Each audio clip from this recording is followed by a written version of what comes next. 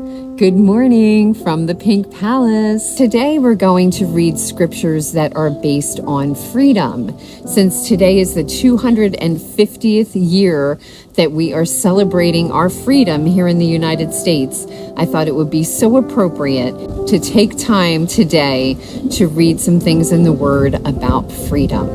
Well then, should we keep on sinning so that God can show us more and more of His wonderful grace? Of course not. Since we have died to sin, how can we continue to live in it? Or have you forgotten that when we were joined with Christ Jesus in baptism, we joined Him in His death?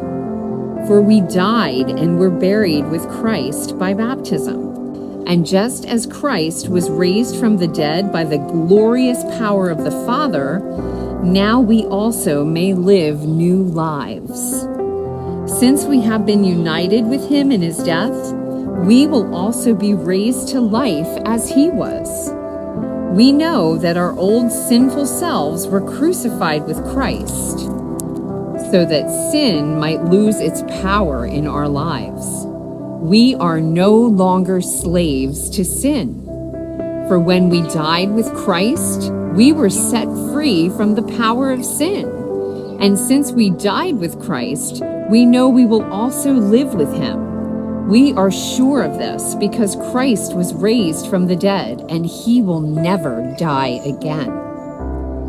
Death no longer has any power over Him. When He died once to break the power of sin.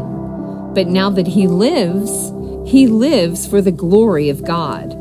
So you also should consider yourselves to be dead to the power of sin and alive to God through Christ Jesus. Do not let sin control the way you live. Do not give in to sinful desires. Do not let any part of your body become an instrument of evil to serve sin. Instead, give yourselves completely to God. For you were dead, but now you have new life.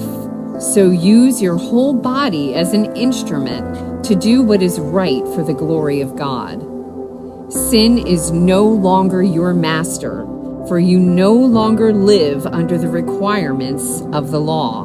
Instead, you live under the freedom of God's grace. Well then, since God's grace has set us free from the law, does that mean we can go on sinning?